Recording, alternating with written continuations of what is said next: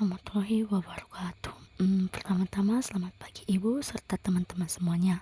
Perkenalkan, nama saya Valeria Desiana Harsin dengan NIM 250700028. Pada kesempatan ini saya akan membawakan materi tentang menganalisis studi kasus dan merancang intervensi pembelajaran berdasarkan antropobiologi anak usia dini. Topik ini menarik karena kita akan melihat bagaimana pembelajaran anak usia dini tidak hanya ditentukan oleh kurikulum atau metode mengajar saja, tetapi juga oleh faktor biologis dan budaya yang membentuk kehidupan anak sehari-hari. Jadi, kita akan belajar melihat anak bukan hanya sebagai peserta didik, tetapi sebagai makhluk hidup yang tumbuh dalam konteks sosial, budaya, dan lingkungan tertentu. Pertama-tama di sini itu ada apa sih antropobiologi anak usia dini? Nah, sebelum masuk ke analisis dan intervensi, kita perlu tahu dulu apa itu antropobiologi. Secara sederhana, antropobiologi adalah ilmu yang menggabungkan biologi manusia dan antropobiologi budaya. Artinya kita mempelajari anak dari dua sisi. Dari sisi biologinya seperti pertumbuhan fisik, perkembangan otak, dan kemampuan sensorik. Dari sisi budayanya yaitu nilai, kebiasaan, dan lingkungan sosial tempat anak tumbuh. Menurut penelitian John Stone dan rekan-rekannya 2022, pendidikan anak yang berbasis pada alam budaya lokal terbukti bisa meningkatkan kemampuan sosial, emosi, dan kognitif anak. Hal ini sejalan dengan teori ekologis perkembangan dari Bronfman Bonner, bahwa perkembangan anak dipengaruhi oleh sistem yang saling terhubung, mulai dari keluarga, sekolah, hingga lingkungan masyarakat. Jadi, pendekatan antropobiologi membantu guru untuk lebih memahami anak secara utuh dan kontekstual. Nah, ada langkah-langkah. Pertama, langkah-langkah menganalisis studi kasus. Sekarang masuk ke bagian utama, bagaimana cara menganalisis studi kasus dengan pendekatan antropobiologi. Ada beberapa langkah yang bisa dilakukan guru atau peneliti. Pertama itu, identifikasi konteks anak. Pahami dulu lingkungan tempat anak tumbuh seperti budaya keluarga, nilai sosial, dan kebiasaan sehari-hari. Kedua itu, observasi langsung. Lihat bagaimana anak berinteraksi, bermain, atau beraksi terhadap lingkungan di sekitarnya. Yang ketiga itu wawancara guru dan orang tua. Dari sini kita tahu latar belakang anak dan bagaimana nilai-nilai budaya diajarkan di rumah. Keempat itu analisis hubungan budaya dan biologi.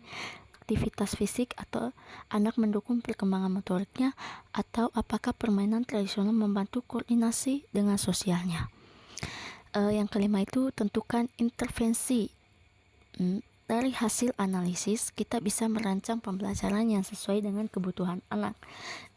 Langkah-langkah itu membuat kita tidak hanya menilai anak dari kemampuan akademiknya, tapi juga dari konteks kehidupan secara menyeluruh. Contoh kasus nyata, sebagai contoh itu ada seseorang anak berusia 5 tahun yang tinggal di daerah pedesaan setiap hari. Dia membantu orang tuanya berkebun.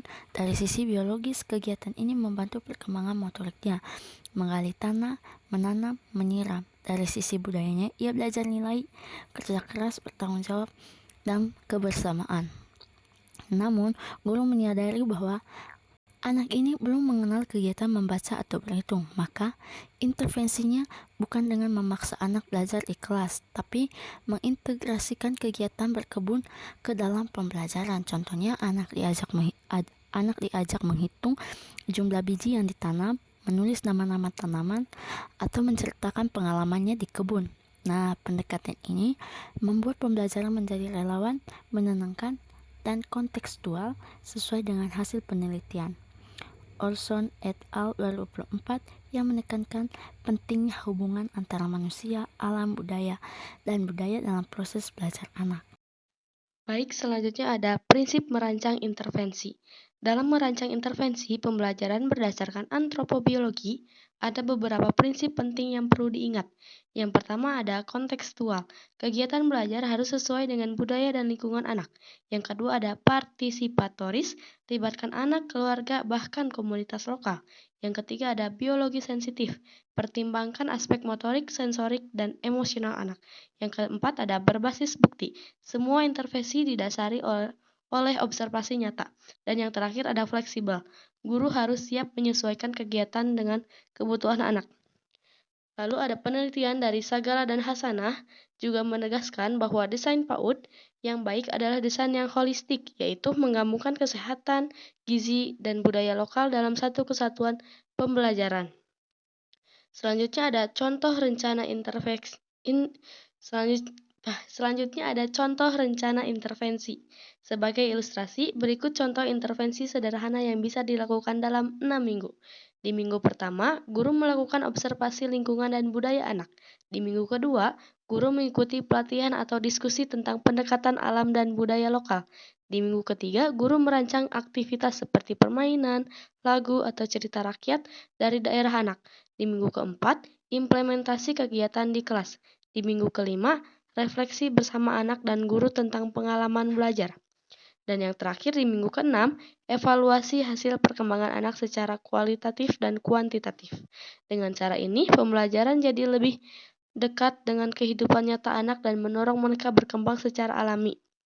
Selanjutnya ada monitoring dan evaluasi. Dalam pendekatan antropobiologi, evaluasi tidak hanya mengukur hasil akademik, tetapi juga perubahan perilaku, sosial, dan emosional anak. Guru bisa menggunakan observasi, wawancara, dan portofolio untuk melihat kemajuan anak. Indikatornya seperti partisipasi anak dalam kegiatan, kemampuan bekerjasama, atau ketertarikan terhadap alam dan budaya lokal. Nah, selanjutnya ada implikasi untuk pendidikan anak usia dini. Ada beberapa hal penting yang bisa kita tarik dari pendekatan ini. Pertama, guru PAUD perlu memahami anak bukan hanya dari sisi kurikulum, tapi juga dari konteks biologis dan budayanya. Kedua, sekolah perlu membuka ruang bagi kegiatan yang melibatkan budaya, lokal, dan alam sekitar. Ketiga, kolaborasi dengan orang tua dan masyarakat sangat penting agar pendidikan anak menjadi berkelanjutan. Penelitian dari Priyadi dan Fitria pada tahun 2024 juga menegaskan bahwa pendidikan lingkungan membantu pengembangan kecerdasan naturalistik dan rasa ingin tahu anak sejak dini. Selanjutnya ada referensi. Ini beberapa referensi yang kami ambil untuk memenuhi tugas kali ini, dan sesi tanya jawab bisa dilaksanakan ketika saat ada kelas nanti. Selanjutnya ada penutup. Sebagai penutup, bisa kita simpulkan bahwa antropobiologi memberikan cara pandang baru dalam memahami anak usia dini. Dengan memahami konteks biologis dan budaya mereka, guru bisa merancang pembelajaran yang benar-benar bermakna. Anak-anak tidak hanya belajar dalam dunia, tapi mereka juga belajar dalam dan bersama dunia yang mereka hidupi, baik itu di alam, keluarga, maupun budayanya sendiri. Dan disitulah letak keindahan pendidikan anak usia dini, tumbuh bersama kehidupan yang nyata. Sekian saja presentasi dari kami. Mohon maaf bila ada kesalahan kata atau kesalahan pengucapan. Mohon dimaafkan dan terima kasih kami ucapkan bagi kalian semua yang telah menonton video ini. Sekian saja. Wassalamualaikum warahmatullahi wabarakatuh.